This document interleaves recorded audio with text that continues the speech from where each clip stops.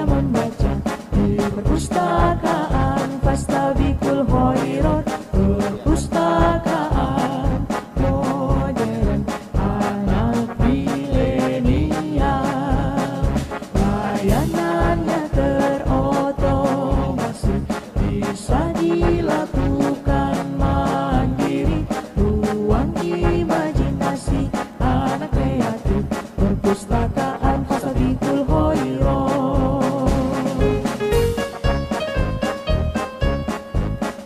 Banyak buku elektronik di dalamnya, bukunya generasi milenium. Ruangannya sejuk dan tenang, membuat betahnya nyaman. Anak yang pintar, anak pembaca, guru yang hebat, guru pembaca. Ayo budayakan literasi agar menjadi generasi cerdas. Ya, baik. Selamat pagi. Assalamualaikum warahmatullahi wabarakatuh. Waalaikumsalam warahmatullahi wabarakatuh.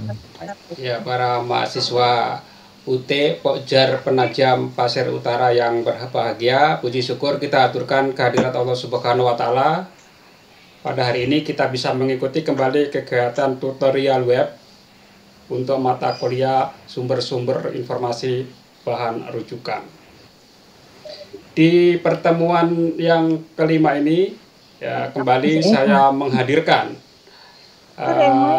sosok yang istimewa kita, ya. Beliau adalah Ibu Rahmawati. Mohon maaf yang masih berbicara di mute dulu mic-nya. Ya. Tadi kita sudah menyaksikan perpustakaan sekolah yang beliau kelola, yaitu di SMP Fastabikul Khairat. Hari ini kita undang beliau untuk berbagi inspirasi, berbagi pengalaman bagaimana mengelola perpustakaan sekolah yang baik. Tentunya beliau memiliki prestasi yang segudang di bidang kepustakawanan. Salah satu diantaranya adalah juara Harapan 3 Lomba Budaya Mutu kategori pengelolaan perpustakaan sekolah oleh Kemdikbud Nasional, ya. Kemudian terakreditasi B oleh Perpusnas, ya. Kemudian juara Harapan 1 Pustakawan Berprestasi tingkat Provinsi Kaltim tahun 2013. Kemudian juara 1 Lomba Pustakawan Berprestasi tingkat Provinsi Kalimantan Timur tahun 2019. Dan finalis Pustakawan Berprestasi tingkat nasional tahun 2012. Nah, selain seorang pustakawan, beliau juga seorang penulis buku. Ya. Di antara buku-bukunya nanti akan beliau jelaskan, banyak sekali buku-buku yang beliau tulis. Dan prestasi yang lain, beliau adalah seorang pegiat literasi. Di mana kegiatannya banyak sekali. Di sini ada sekitar 120 penulis terpilih tingkat nasional, termasuk beliau, ya, yang diadakan oleh Lembaga Bahasa Kemdikbud. Kemudian juara 1 membuat alat peraga edukasi nasional yang diselenggarakan oleh Yayasan Pendidikan Az-Zikruf Samarinda. Kemudian sebagai 150 penulis esai kreatif nasional oleh Komisi Pemberantasan Korupsi di Jakarta 2017. Juga juara 3 vlogger nasional Kementerian Pemberdayaan dan Aparatur Negara tahun 2018. Juga menulis buku cerita bergambar terbaik Kota Samarinda, ya, oleh Disdikbud Kota Samarinda dan Roma Dunia 2018. Kemudian juara 1 pengelola Taman Bacaan Masyarakat atau TBM tingkat Kota Samarinda, Disdikbud Kota Samarinda 2019. Juara 1 pengelola TBN tingkat Provinsi Kalimantan Timur, ya, Disdikbud Provinsi Kalimantan Timur tahun 2019. Finalis Dikmas Berprestasi dan Berdedikasi Tinggi Nasional oleh Kementerian Pendidikan, Dirjen Guru dan Tenaga Kependidikan Maret 2019. Kemudian juara 2 lomba menulis buku cerita bergambar Provinsi Kaltim, kantor bahasa Provinsi Kalimantan Timur tahun 2019. Nah, beberapa tulisan yang sudah beliau terbitkan, yaitu diantaranya adalah Cerita Rakyat, Kolom Seni dan Sastra di Samarinda Pos edisi 1 April 2017, kemudian Cerpen Pelangi Benanga terbit di Sapos juga edisi 2017, Kolom Celoteh Kaltim Pos edisi Kamis 2018, kemudian Siaran Live Islamic TV Menebar Inspirasi, kemudian Seni Melipat Kertas Kokoro jadi kegiatan menjelang berbuka puasa oleh di Kaltim Pos edisi 12 Mei 2019. Kemudian tulisan yang lain terkait dengan peringatan Hari Kebangkitan Nasional TBM Iqra Lempake Samarinda, ya, ajarkan anak membatik. Ini di Tribun Kaltim edisi 20 Mei 2019, dan memperkenalkan budaya batik kepada anak sejak dini, yang tulisannya dimuat oleh Kaltim Pos edisi 20 Mei 2019. Nah, itu tadi beberapa prestasi beliau, baik di bidang literasi maupun di bidang kepustakawanan. Nah, beliau hari ini akan berbagi materi terkait dengan bagaimana manajemen pengelolaan perpustakaan sekolah yang baik. Ya, kita sapa dulu beliau. Assalamualaikum Bu Rahmawati. Waalaikumsalam warahmatullahi wabarakatuh. Terima kasih atas kesempatan yang diberikan pada saya. Mohon maaf sebelumnya pada teman-teman yang sudah hadir hari ini. Karena di luar rencana saya hari ini harus berangkat karena ibu saya sedang sakit, jadi mohon doanya supaya ibu saya segera diberikan kesembuhan. Amin. Ya, ibu sudah share screen ini Bu ya posisinya ya? Iya, sudah Bapak. Oke, alhamdulillah. Baik, silakan Ibu waktu dan layar dipersilakan. Oke, terima kasih Pak Yahya atas kesempatan yang diberikan kepada saya. Assalamualaikum buat teman-teman semua. Hari ini saya akan Halo, ya, yang masih bersuara di mute dulu mic-nya ya. Oke. Hari ini saya akan berbagi sedikit pengalaman mengenai manajemen pengelolaan perpustakaan sekolah. Jadi sebelum saya bertugas sebagai pustakawan di SMP Fastabiqul Khairat, setahun yang belakang ini, 9 tahun yang lalu itu saya bertugas sebagai pustakawan pada SD Islam Bunga Bangsa Samarinda. Jadi saya hanya akan berbagi sedikit pengalaman bagaimana sih pengelolaan perpustakaan sekolah baik di lingkungan SD maupun di lingkungan SMP.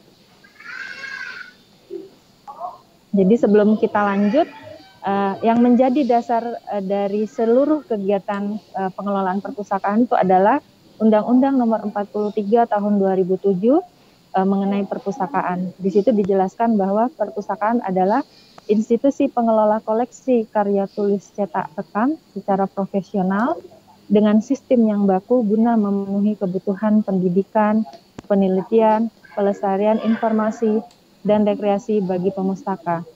Perpustakaan diselenggarakan berdasarkan asas pembelajaran sepanjang hayat, demokrasi keadilan dan keprofesionalan, keterbukaan, keterukunan, dan kemitraan. Perpustakaan juga berfungsi sebagai wahana pendidikan, penelitian, pelestarian informasi, dan rekreasi untuk meningkatkan kecerdasan dan kebudayaan bangsa. Oh ya, sebelum saya lanjut, saya mohon maaf karena saya sampai akhir acara tetap akan menggunakan masker, karena di lingkungan bandara kita tidak diperbolehkan melepas masker sedetik pun. Jadi mohon maaf pada teman-teman yang lainnya. Iya, nggak apa-apa, silakan. Iya, Bu. Ya. Kita lanjut. Jadi tujuan dari perpustakaan itu sendiri yaitu untuk memberikan layanan kepada pemustaka, meningkatkan kegemaran membaca, serta memperluas wawasan dan pengetahuan untuk mencerdaskan kehidupan bangsa. Dari uraian di atas, ada satu benang merah yang dapat kita tarik bahwa perpustakaan adalah tempat untuk melayangkan informasi melalui koleksi bahan pustaka yang dimilikinya. Keberadaan suatu perpustakaan adalah untuk memberdayakan masyarakat agar memiliki kesadaran informasi yang baik. Kesadaran akan arti penting informasi inilah yang lazim disebut dengan literasi informasi. Oke, jadi yang sering kita hadapi dalam yang menjadi masalah dalam pengelolaan perpustakaan itu sebagai berikut. Jadi saya uraikan. Yang utama itu adalah aspek kelembagaan. seperti kita ketahui beberapa lembaga pendidikan itu masih menganggap perpustakaan bukanlah hal yang penting. Padahal menurut saya perpustakaan itu adalah jantungnya sebuah lembaga, karena di sanalah tersimpan beberapa informasi-informasi penting atau dokumen-dokumen lainnya yang ada di perpustakaan. Nah, untuk permasalahan kedua itu yaitu masalah pendanaan. Masalah pendanaan di sini ini sudah diatur pada pasal 23 ayat 6 Undang-Undang Nomor 43 Tahun 2007. Jadi memang di situ menjelaskan 5% dari RAPBS sekolah itu harus disiapkan untuk pengelolaan perpustakaan, baik itu dalam pengadaan buku dan lain-lainnya, dan pengembangan pustaka yang lainnya. Permasalahan yang ketiga yang sering kita hadapi yaitu adalah sumber daya manusia. Kenapa sumber daya manusia? Terkadang pustakawan itu ketika dia sudah menjadi pustakawan dan menganggap saya kan hanya menjaga buku saja, jadi saya nggak perlu punya sesuatu yang tidak dimiliki orang lain. Padahal sebenarnya kita sebagai pustakawan tuh punya tanggung jawab untuk meningkatkan minat baca di sekolah kita. Bagaimana kita ingin meningkatkan minat baca di sekolah, sedangkan kita sendiri tidak mau mengupgrade apa yang kita miliki. Permasalahan yang keempat yaitu adalah ruang perpustakaan. Hal yang lazim dan sudah banyak kita dapati, beberapa sekolah itu malah menempatkan perpustakaan itu di dekat toilet. Jadi padahal ini sebenarnya hal yang salah. Bagaimana siswa mau berkunjung ke perpustakaan jika tempatnya sendiri itu tidak nyaman? Tidak Ya, ya benar Bapak. betul. Ya. Terus permasalahan selanjutnya itu adalah koleksi yang terbatas. Jadi banyak kita dapati di beberapa sekolah itu lebih banyak memiliki buku pelajaran dibandingkan buku non-fiksi. Jadi padahal kan siswa, kalau untuk buku pelajaran kan siswa sendiri sudah punya ini ya Bapak ya buku pegangan. Nah, jadi mereka hanya ingin ke perpustakaan itu mencari referensi lain dari yang di luar buku, serta buku-buku cerita. Jadi yang sangat digemari anak-anak itu ya ini dia tadi, buku-buku non-fiksi. Terus permasalahan yang terakhir ini adalah minat baca masyarakat. Jadi minat baca masyarakat sebenarnya sih setelah saya terjun sebagai pegiat literasi, minat baca masyarakat ini sebenarnya tidak kurang Bapak. Jadi lebih ke kurangnya koleksi yang ada. Jadi seperti beberapa waktu yang lalu saat sebelum pandemi, kami sebagai pengurus gerakan pemasyarakatan minat baca Provinsi Kalimantan Timur itu berkunjung ke daerah-daerah yang tertinggal. Jadi respon anak-anak ketika melihat kan setiap kita jalan, kita tuh bersama mobil pintar, kita gelarkan mobil pintar, jadi supaya mobil keliling. Nah di situ tuh kan dilengkapi dengan buku-buku yang up to date. Terus di situ juga dilengkapi dengan video-video, film-film. Jadi ternyata ketika anak-anak melihat mobil pintar ini datang, responnya itu sudah sangat tinggi Bapak. Jadi sebenarnya salah kalau dibilang minat baca kita itu rendah. Jadi yang benar sebenarnya kurangnya koleksi buku yang bisa diakses oleh masyarakat. Oke, next. Nah, menurut saya perpustakaan yang ideal itu apabila struktur kelembagaannya kuat. Seperti kita ketahui, peraturan antara peraturan perpustakaan nasional dan Diknas itu sebenarnya berbeda. Jadi kalau dari struktur yang saya gambarkan ini tidak seperti ini. Idealnya struktur yang seperti inilah yang harus berjalan Bapak menurut saya. Karena apa? Dinas pendidikan kan selama ini dinas pendidikan aturannya berdiri sendiri nih untuk perpustakaan, bahwa guru bisa sebagai pustakawan. Sedangkan setelah saya terjun ke lapangan, setelah saya menjalaninya sendiri, guru dan pustakawan itu tidak bisa dirangkap Bapak, karena pekerjaan pustakawan sendiri itu pun sudah sangat banyak. Apalagi mereka lebih waktu luangnya itu lebih banyak untuk menginput buku. Jadi melabeling buku inilah yang prosesnya sangat rumit dan perlu waktu yang lama. Makanya saya kemarin punya harapan bahwa undang-undang perpustakaan itu jelas tidak menumpang pada peraturan perundangan yang lain. Jadi selama ini antara ketika kita mengikuti pelatihan itu pasti akan ini yang akan jadi bentrokan, karena aturan Perpusnas sendiri sudah jelas bahwa pustakawan itu tidak bisa merangkap. Tapi di aturan Undang-Undang Dinas Pendidikan bahwa guru bisa merangkap sebagai pustakawan. Inilah yang saya rasa ini yang perlu harus dipikirkan, kita pikirkan bersama bagaimana solusi untuk pustakawan. Nah, selanjutnya menurut saya perpustakaan yang ideal itu adalah memiliki desain ruang yang menarik. Jadi awal saya bergabung di SMP Fastabikul Khairat setahun yang lalu, perpustakaannya itu belum seperti yang Bapak Ibu lihat tadi di profil yang diputarkan oleh Pak Yahya. Jadi sangat jauh dari yang dikatakan perpustakaan. Nah, makanya ketika saya masuk, saya kembali membangun dari awal supaya perpustakaan itu memiliki fungsi yang sebenarnya. Makanya saya merancang desain ruangannya itu semenarik mungkin sehingga tidak terkesan kaku. Jadi anak-anak yang semula tidak ingin ke perpustakaan, ya alhamdulillah sekarang sudah mulai berkunjung ke perpustakaan karena merasa nyaman. Nah, terus menurut saya perpustakaan ideal itu dia harus memiliki koleksi bahan pustaka yang variatif. Karena semakin bervariasi akan semakin menarik perhatian pemustaka.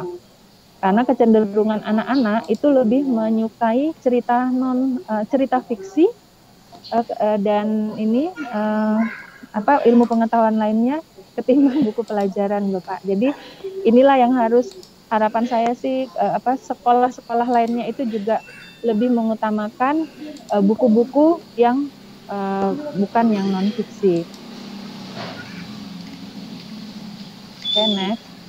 Nah, manajemen pengelolaan perpustakaan sekolah perlukah? Ini yang selalu menjadi pertanyaan. Kalau menurut saya perlu, karena ketika kita memanage segala sesuatu itu dengan baik, itu akan hasilnya pasti akan terlihat. Next. Nah, jadi tujuan pembelajaran kita hari ini yaitu untuk memberikan pemahaman tentang pentingnya manajemen perpustakaan sekolah, memberikan wawasan dan pemahaman tentang organisasi perpustakaan sekolah, memberikan pemahaman tentang cara menyusun program jangka panjang dan jangka pendek, memberikan pemahaman tentang parameter perpustakaan sekolah yang ideal, serta memberikan pemahaman tentang penilaian pengukuran perpustakaan sekolah. Nah, ragam manajemen perpustakaan sekolah. Nah, ketika saya awal mulai menjalani sebagai profesi pustakawan, saya itu sempat bingung apa sih yang harus saya kerjakan, apa sih yang harus saya lakukan. Jadi perlu teman-teman ketahui bahwa basic saya ini bukan pustakawan, tapi saya adalah lulusan manajemen informatika. Jadi ketika ditempatkan di perpustakaan, saya itu sangat bingung. Nah, akhirnya saya mencari tahu bagaimana sih pengelolaan perpustakaan ini sebenarnya. Pada akhirnya saya berkunjung ke Dinas Perpustakaan Provinsi Kalimantan Timur. Nah, di sanalah saya belajar banyak tentang ilmu dan pengelolaan perpustakaan. Jadi menurut saya yang pertama itu untuk manajemennya itu adalah struktur organisasi. Kenapa struktur organisasi ini penting? Supaya kita tuh mendapatkan gambaran kepastian. Jadi dalam organisasi itu kita bisa menjalankan fungsi dan sistem kita. Jadi seperti ini, saya membuat struktur seperti ini. Dilihat dari kepala sekolah, jadi jalur koordinasi yang di atas, yang titik biru. Jadi sistem pelaporan saya itu dilaporkan ke wakakesiswaan itulah kemudian di kepala sekolah. Ya, tanggung jawab peran kita itu juga bisa diperan. Nah, langkah selanjutnya yaitu adalah membuat visi misi perpustakaan kita. Jadi visi itu adalah tujuan utama, cita-cita dan gambaran besar suatu organisasi atau instansi maupun perusahaan di masa depan. Sedangkan misi adalah penjabaran dari visi yang sudah kita tentukan. visi itu bersifat jangka panjang dan berorientasi ke depan, sedangkan misi masih berlaku untuk tujuan jangka pendek. Jadi nanti sebentar, saya mau mencoba masuk ke web.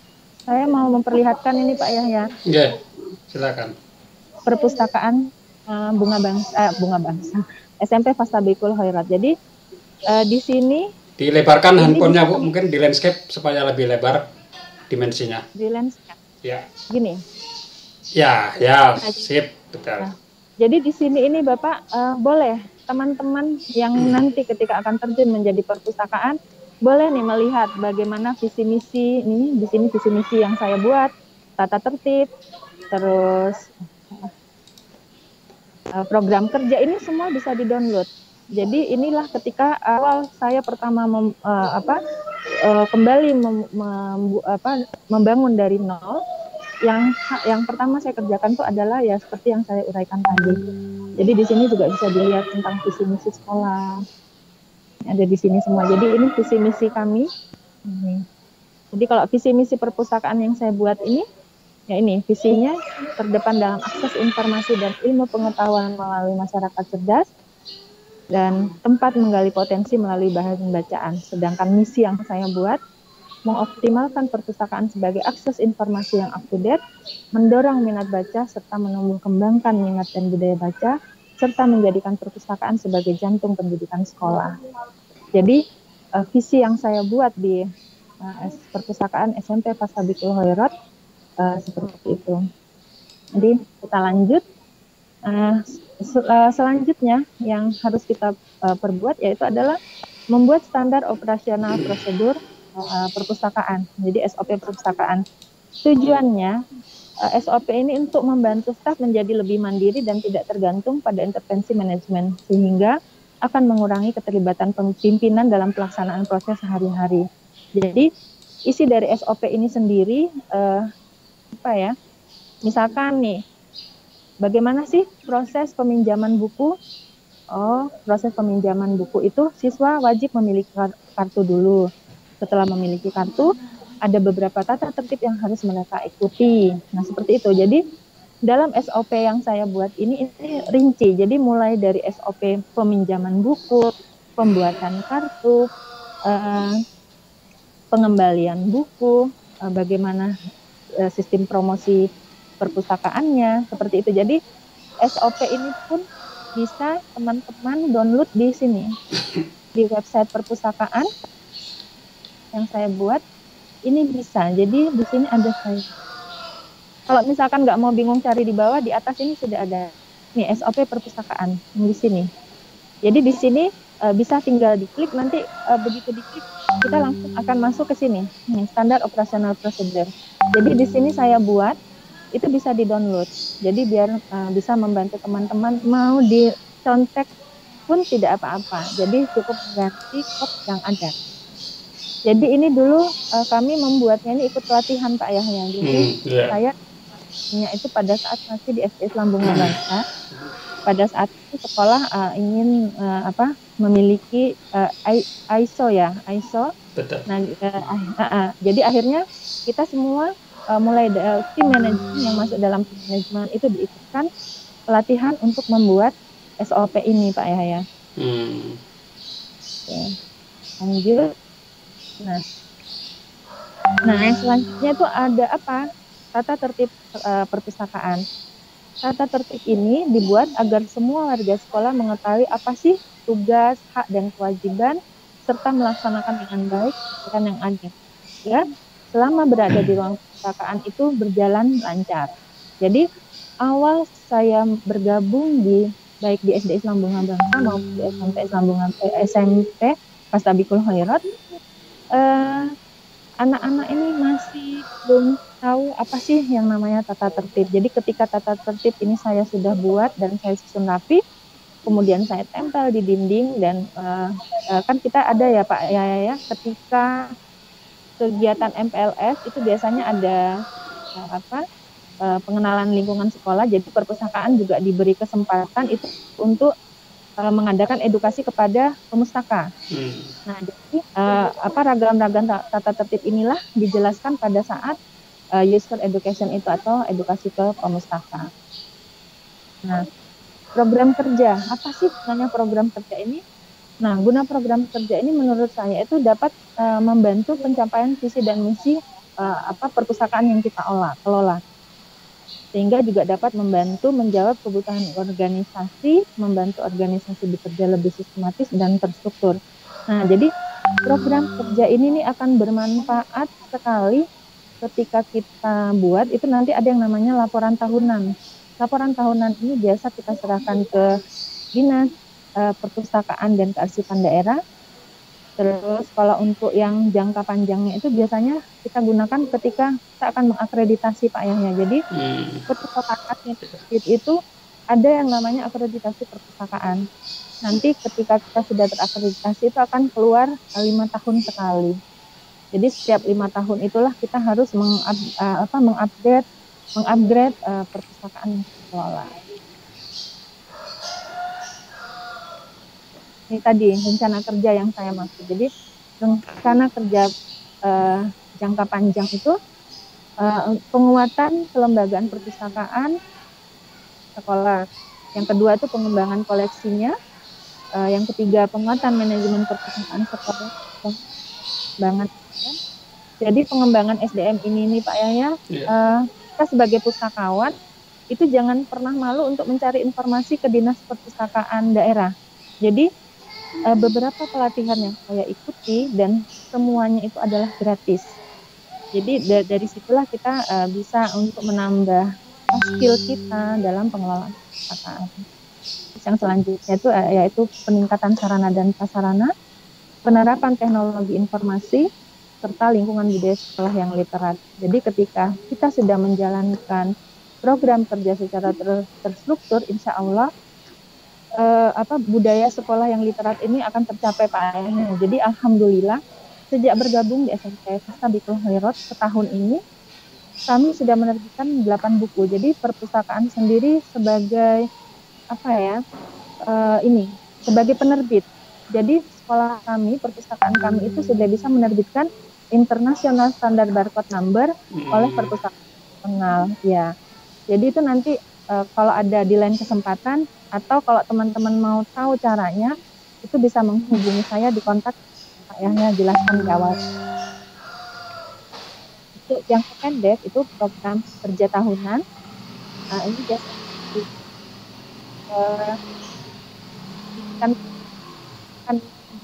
jadi terkadang Dinas Pendidikan itu melihat bagaimana koleksi kita, apakah dalam tahun ini ada perubahan atau dan ini bagaimana sih minat baca anak-anak, apakah ada peningkatan. Jadi jangka pendek inilah yang dilihat.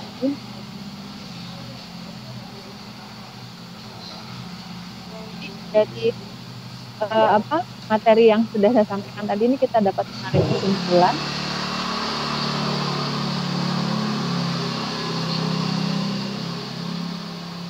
Ya, jadi yang sebenarnya itu apa? Ya membuat rancangan-rancangan yang sudah saya jelaskan di atas. Sehingga melalui sebuah perencanaan ringkas itu untuk mencapai tujuan yang maksimal. Paparan di atas tentunya terlalu singkat untuk menggambarkan bagaimana manajemen perpustakaan sekolah yang ideal. Namun, pokok-pokok pikiran yang dituangkan dalam presentasi ini diharapkan bisa memberi penyegaran bagi teman-teman yang hadir hari ini. Ini harapan ke depan. Perpustakaan sekolah itu akan diproyeksikan sebagai bagian utama dan menjadi bagian yang penting di lingkungan komunitas sekolah. Maka kerja besar tersebut harus direncanakan dengan seksama, dengan memperhatikan hal-hal yang paling elementer dari penyelenggaraan perpustakaan sekolah. Nah, ini dalam bekerja saya itu selalu berprinsip bahwa pejuang sejati adalah yang selalu menyerahkan segala kemampuannya hanya pada Allah semata, mengerjakan tugasnya dengan profesional dan tak kenal menyerah serta penuh kesabaran dan keikhlasan. Karena sebagai pustakawan ini kita insya Allah dituntut tingkat kesabaran yang tinggi Pak Yahya. Sekian dari saya. Terima kasih. Assalamualaikum warahmatullahi wabarakatuh. Waalaikumsalam warahmatullahi wabarakatuh. Terima kasih Ibu Rahmawati atas inspirasinya pada pagi hari ini. Baik, silakan para mahasiswa membuka mic-nya untuk bertanya dan menggali informasi dan inspirasi dari tutor tamu kita pada pagi hari ini, Ibu Rahmawati. Silakan. Baik, sambil menunggu mahasiswa yang bertanya. Iya, Pak. Ya, siapa? Pak, saya Ya, dari siapa? Dengan siapa, Ibu? Siapa? Halo? Bu Norma. Ibu Norma. Ya, silakan Bu Norma. Iya, Pak. Ya. Iya, Pak. Ini pertanyaan saya, Pak. Bagaimana cara meningkatkan layanan informasi di perpustakaan? Baik, itu aja Ibu Norma. Ya, Pak. Ya, silakan Bu Rahmawati, bagaimana cara meningkatkan pelayanan informasi di perpustakaan? Monggo Ibu Rahmawati langsung dijawab. Sebentar, Bu Rahmawati nampaknya ada kendala. Ya, Ibu. Oh, ya, ya. Ibu salah pencet. Boleh dicoba masuk, dicoba. Coba login lagi. Saya sudah coba login lagi, tapi ini Pak sebentar. Ini masuk diblokir karena kayaknya saya salah pencet ini, satu angka Pak. Oh, ya. Ini kayak apa nih? Saya reset. Jadi saya reset sandi atau mana ini? Boleh di reset sandi atau dijawab dengan audio. Audionya Bu Rahmawati terdengar, mahasiswa semua? Terdengar? Dengar Pak. Oke, suara Ibu terdengar oleh mereka karena mic-nya nyaring. Ya, ini ada pertanyaan Bu. Jadi mungkin ya ada pertanyaan saya jawabnya ya ini aja Pak ya. Audio ya. Jadi ada pertanyaan dari Bu Norma. Bu, bagaimana cara meningkatkan layanan perpustakaan yang maksimal dan prima itu? Gimana Ibu? Ya, itu tadi ya salah satunya ya dengan cara kita menyusun program kerja dulu Bapak. Nah, setelah kita menyusun program kerja, ya kemudian jumlah buku yang kita punya itu harus ditingkatkan karena dengan koleksi yang lama kan anak-anak itu biasanya boring Bapak, tapi ketika ada koleksi-koleksi yang baru mereka akan sangat rajin untuk berkunjung ke perpustakaan, apalagi kalau anak hobi membaca. Jadi di Bunga Bangsa itu saya tampak anak-anak itu, Ibu buku apa lagi yang baru? Ya ke sana, ke perpustakaan, nanti bisa lihat sendiri seperti itu. Ya, menurut saya ya seperti itulah kita meningkatkan layanan kita kepada pemerintah. Baik, itu tadi Bu Norma ya. Ibu bisa mencoba masuk kembali di. Bapak, ini saya sambil coba. Ya saya mencoba. Jadi Ibu gitu Pak Bu Norma ya. Jadi untuk meningkatkan layanan ada beberapa hal tadi yang sudah dipaparkan terkait yang pertama tadi membuat rencana program ya. Yang terstruktur sehingga rencana program itu akan menjadi guideline kita apa yang harus kita lakukan dengan target-target yang sudah ditetapkan, entah itu mingguan, bulanan dan lain-lain sehingga semakin hari semakin meningkat. Kemudian tadi juga harus ditambah koleksi-koleksi yang harus diperbarui sehingga di sana akan lebih banyak menambah wawasan siswa untuk bisa membaca koleksi yang terbaru. Mungkin di samping juga lingkungan ruangan yang nyaman tadi ya didesain seperti kafe sehingga anak-anak kan suka nongkrong di kafe. Bagaimana kalau perpustakaan kita desain sedemikian rupa ruang bacanya, lingkungannya, dinding-dindingnya semacam kafe. Mereka seolah-olah berada di dalam kafe, sesungguhnya mereka berada di perpustakaan yang sangat nyaman. Begitu juga layanan dari petugasnya yang murah senyum, ya sabar dan bersahabat. Ya, seperti itu Bu ya. Bapak, saya sudah bergabung. Oke, silakan Ibu Bu Rahmawati sudah bergabung. Silakan ada pertanyaan lagi. Ibunya sudah ada di Microsoft Teams ini. Silakan selain Bu Norma ada lagi.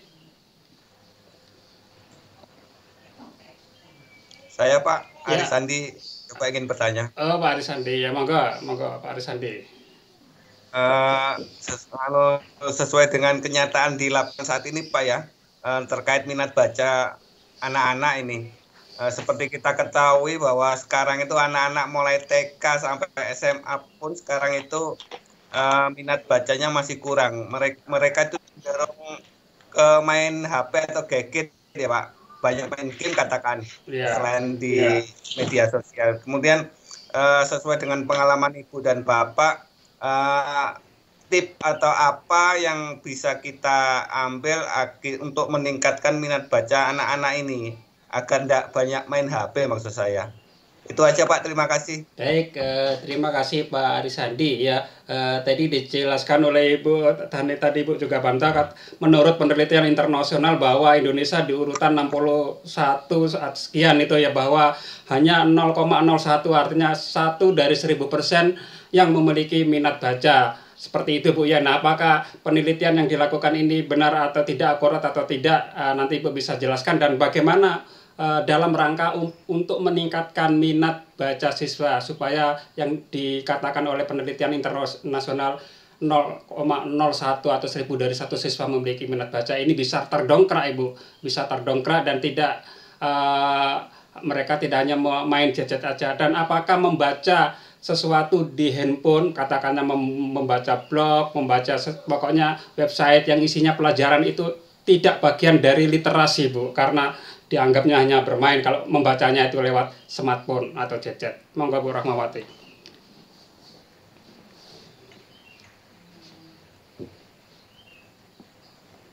Audionya Bu, audionya masih belum, audionya. Ya. Halo Bu, audio Ibu belum muncul.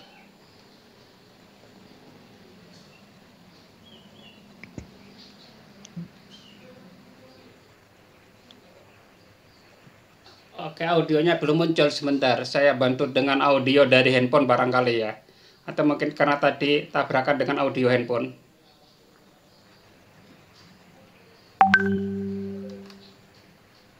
Iya, satu perangkat digunakan oleh 2 perangkat kadang bermasalah ya. No. Jadi audio beliau tidak muncul di Microsoft Teams, tapi muncul di handphone. Sebentar, saya coba lewat handphone audionya. Ya Ibu. Ya, Ibu dengar suara? Ya. Saya dengar Bapak. Oke, kami tidak mendengar suara Ibu, jadi kita bantu dengan suara dari handphone saja ya.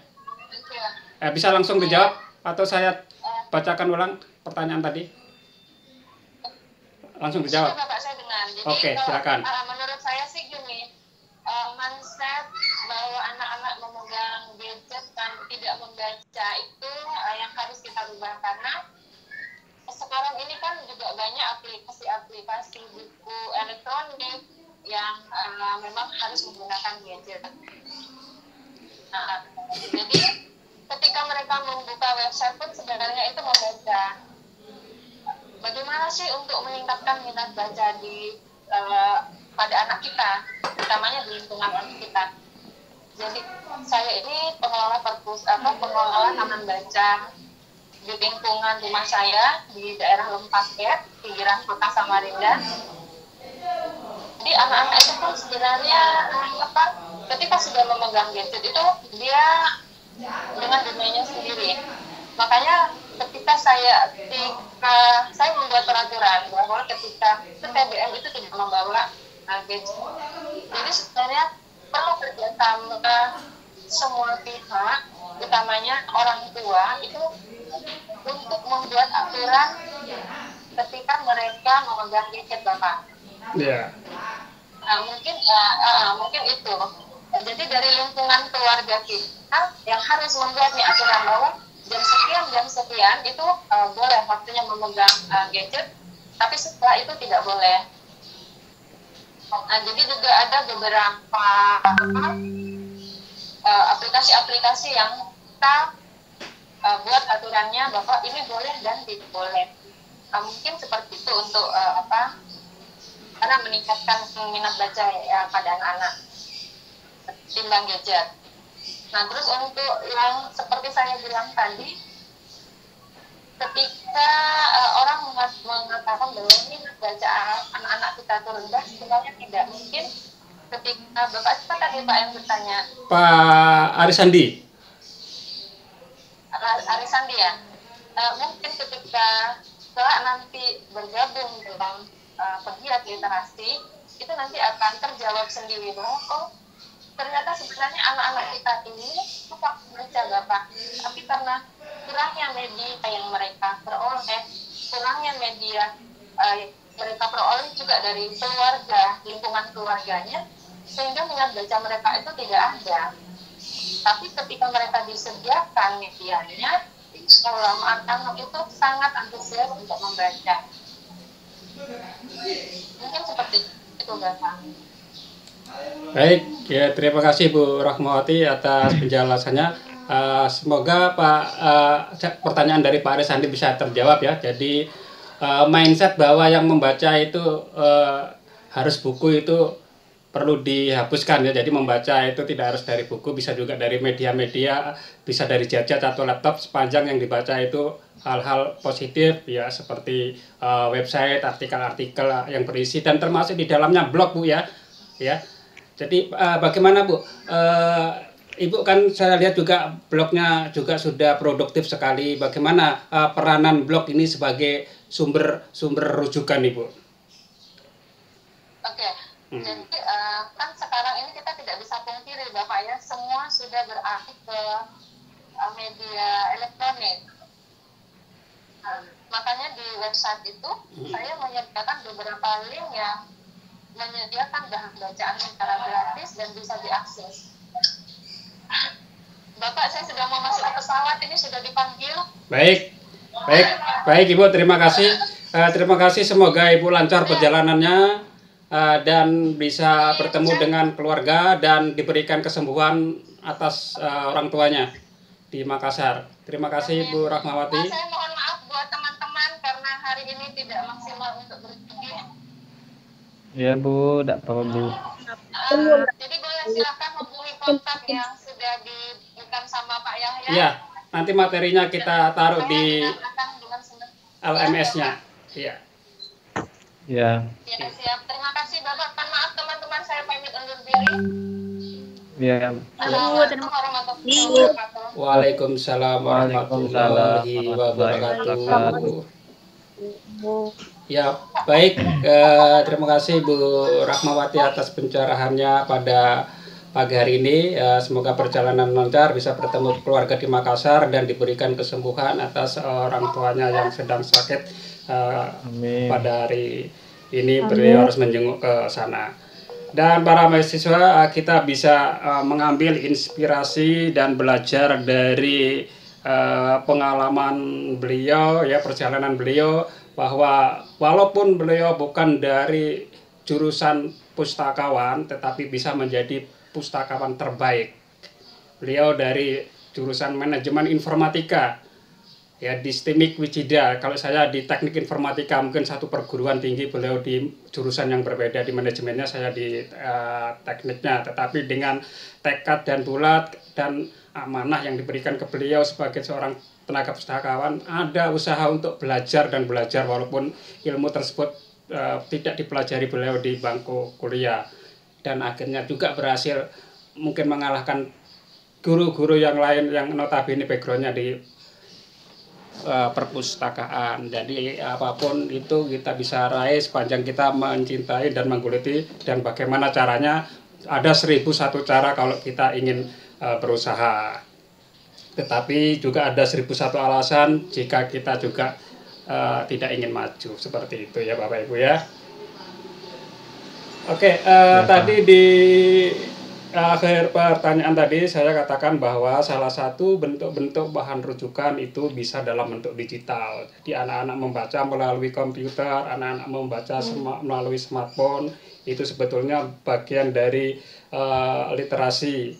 Jika anak-anak lebih tertarik dengan gadgetnya daripada buku, berarti kita sebagai guru harus mengemas materi-materi kita yang ke dalam dunia maya. Salah satunya yang bisa kita lakukan adalah dengan membuat blog. Nah, oleh karena itu di tugas akhir mata kuliah ini nanti para mahasiswa harus memiliki blog masing-masing. Insya Allah nanti di pertemuan berikutnya kita akan belajar bagaimana membuat blog, mengisi konten ya, sehingga kita juga punya bahan rujukan, entah itu kita mengutip dari sumber lain boleh atau hasil pikiran kita sendiri, sehingga blog yang kita miliki ini juga nanti bisa menjadi bahan rujukan bagi orang-orang lain, bagi siswa kita, bagi masyarakat secara umum. Seperti itu ya. Atau mungkin dari mahasiswa sudah ada yang punya blog ini barangkali nih. Belum ada, Pak. Ya, nanti coba. Ada, Pak. Ya, nanti coba di list dulu ya. Kalau enggak apa-apa, nanti kita minggu depan akan mencoba mempelajari itu mulai dari step by step awal, langkah membuat akunnya, kemudian mengisi konten, baik itu konten dalam bentuk tulisan maupun konten dalam bentuk video dan gambar ke dalam blog yang salah satu media atau sebagai sumber rujukan yang bisa kita buat di dunia maya. Seperti itu. Silakan ada yang ingin didiskusikan lagi, Bapak Ibu. Ya, jika tidak ada saya akan coba bukakan. Saya akan absen dulu, nanti lupa nih, kayak kemarin ini lupa mengabsen ini. Sebentar. Iya, Pak. Sebentar, saya share screen dulu. Saya share screen dulu. Klik. Mana ini share screen-nya ini?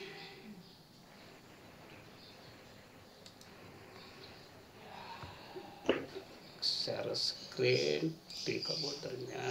Nanti yang saya panggil, yang saya absen, silakan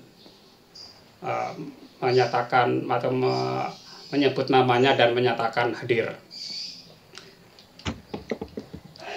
Sudah kelihatan di layar share screen saya? Belum, Pak. Belum. Ada, Pak. Sebentar.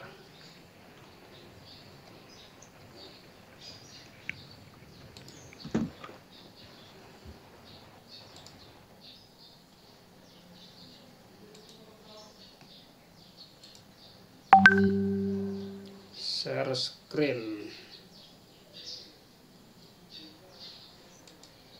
Nah, ini gimana ini? Kelihatan?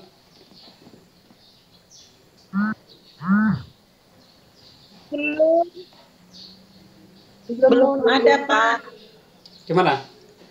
Masih loading, Pak, masih loading. Oke, Oh, sudah masih- kelihatan, Pak. Oh, sudah ada. Sudah ya muncul, Pak.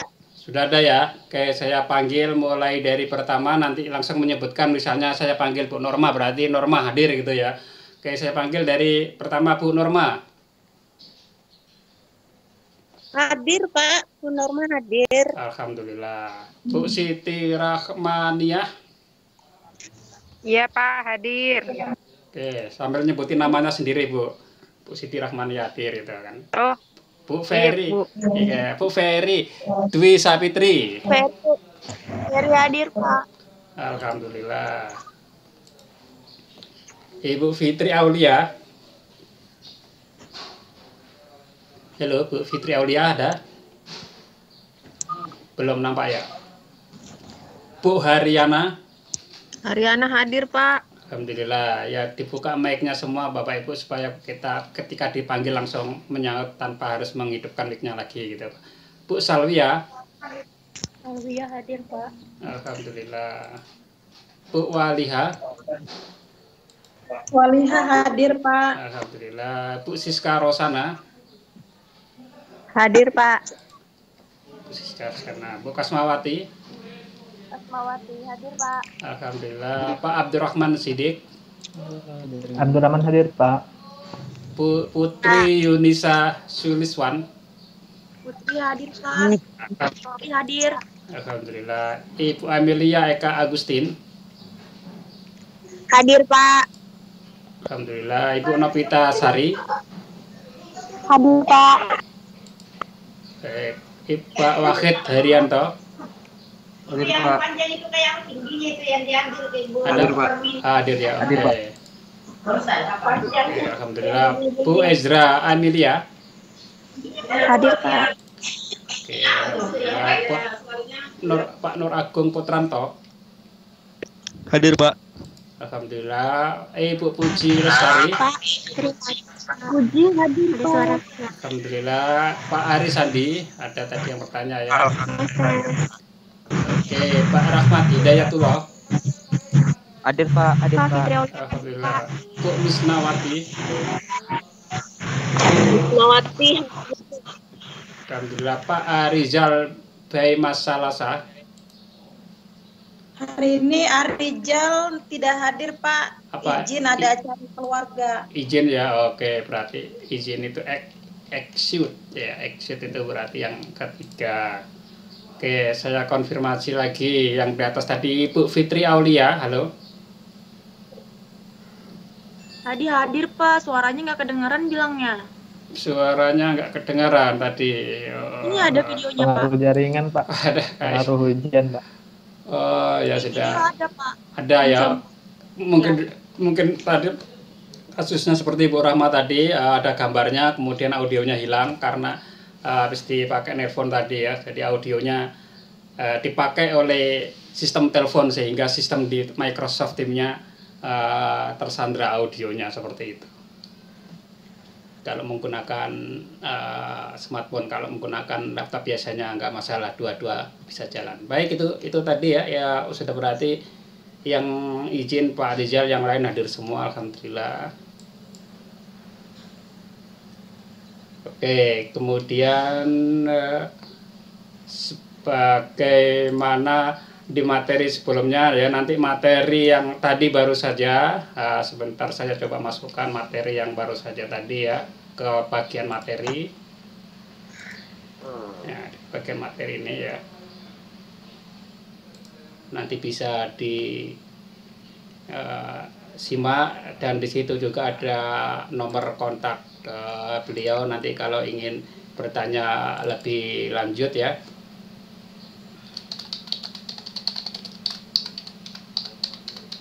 Terkait dengan manajemen perpustakaan ya, silakan nanti diunduh materinya di sini ya. Oke, diunduh materinya di sini.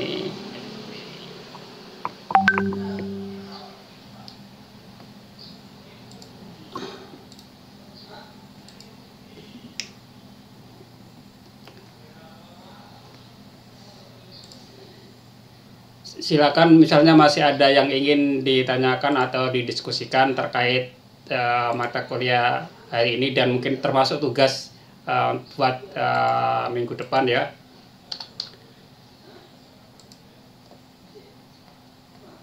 Dan yang tugas yang sebelumnya, sebelumnya kemarin sudah saya koreksi semua ya.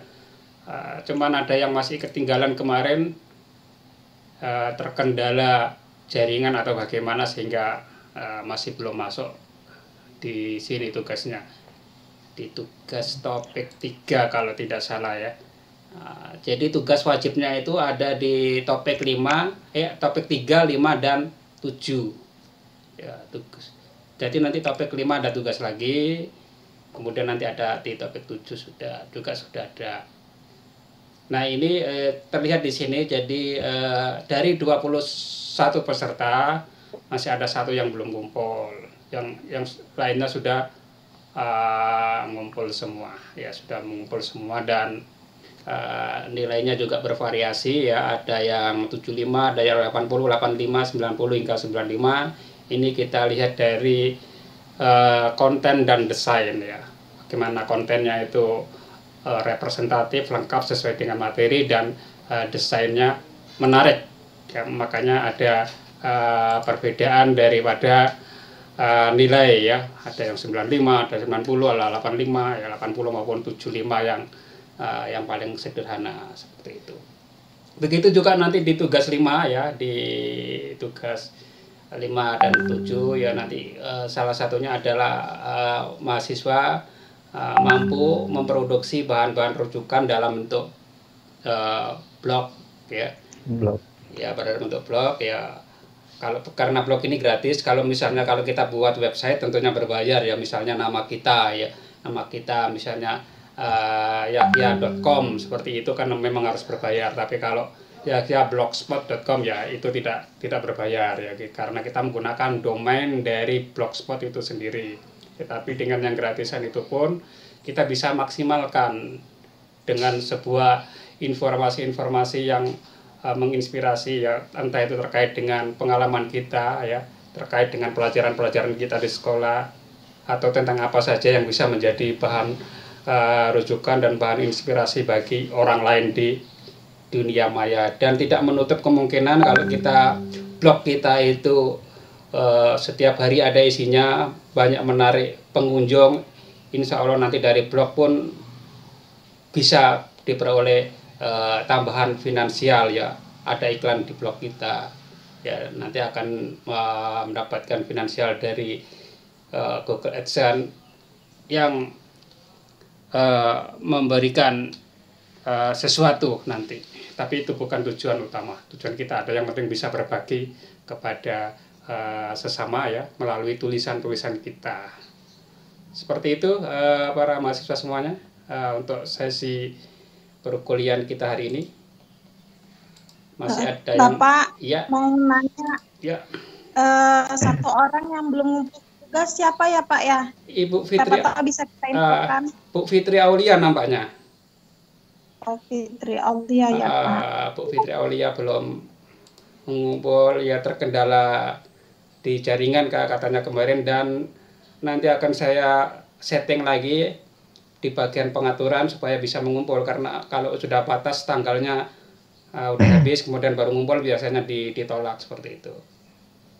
Nanti beliau bisa japri saya untuk saya set tanggalnya supaya bisa menyusul. Oke, yang lain masih ada lagi? Saya Pak. Iya. Terkait Pak tutorial pembuatan blog ini sangat menarik sekali untuk teman-teman. Kalau bisa pembuatan blog nanti bereferensi pada Pak yang bisa diterapkan di sekolah. Maksud saya di sekolah kan sudah difasilitasi terkait pembuatan blog dengan di domain SCH ID itu Pak. Ya.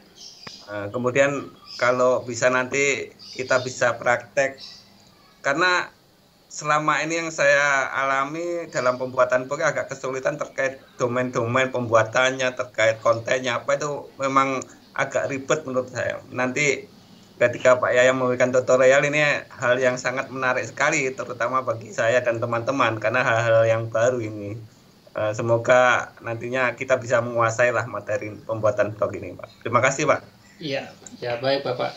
Jadi memang agak sedikit berbeda ya antara website dengan blog ya. Kalau website mungkin isinya lebih kompleks ya, lebih bervariasi gitu ya. Beda dengan blog yang lebih senada ya dari isi dan kontennya. Kemudian terkait juga domain ya. Untuk domain ya, kalau biasanya website itu menggunakan domain yang resmi ya. Katakanlah kalau sekolah itu domainnya SCH-ID, kemudian kalau untuk organisasi ORG, ya kemudian untuk pemerintahan itu bisa GOID ya, kemudian yang untuk bisnis itu .com, ya itu domain-domain itu memang harus dibeli Pak, dibayar ya setiap tahun ya.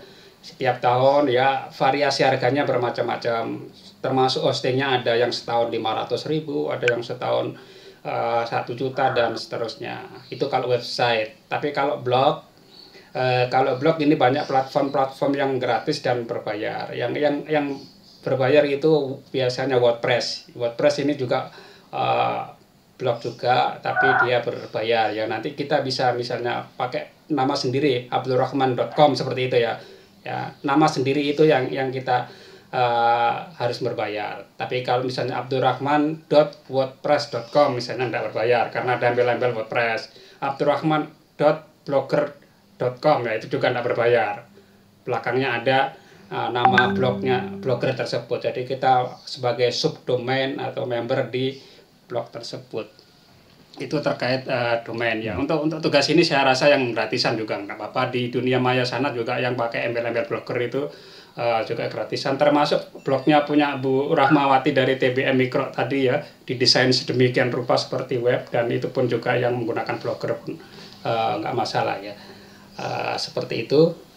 Untuk konten-kontennya itu konten itu bisa dari buah pikiran sendiri, bisa juga pengalaman kita ya, dari ide-ide kita ya. Kalau nanti mengambil rujukan atau mengutip dari sumber lain boleh juga ditaruh di blog, tapi dituliskan sumbernya dari mana, dari website mana gitu kan. Oh, dari Kemdikbud, ada artikel tentang apa gitu ya.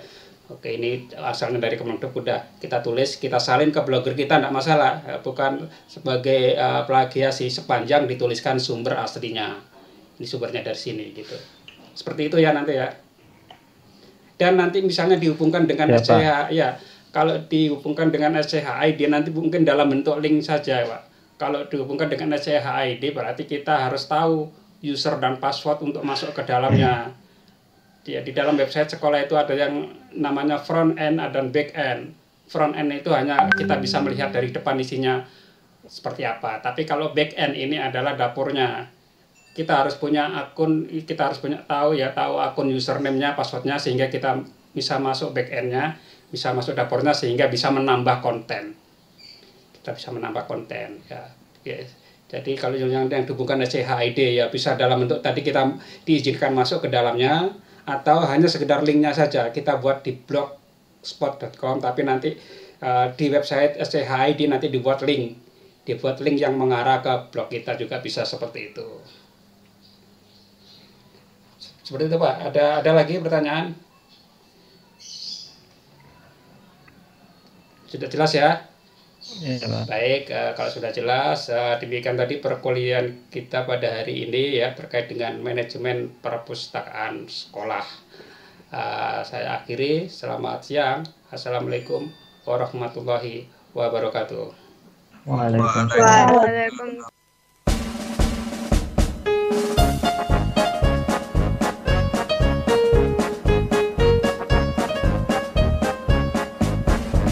Marilah semua kita membaca di perpustakaan Fastabikul Khairat, perpustakaan modern anak milenial.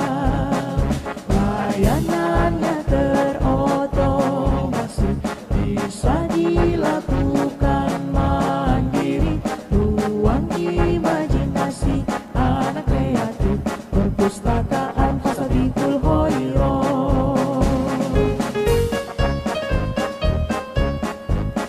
Banyak buku elektronik di dalamnya, bukunya generasi milenium. Ruangannya sejuk dan tenang, membuat betahnya nyaman. Anak yang pintar, anak pembaca, guru yang hebat, guru pembaca. Ayo budayakan literasi agar menjadi generasi cerdas.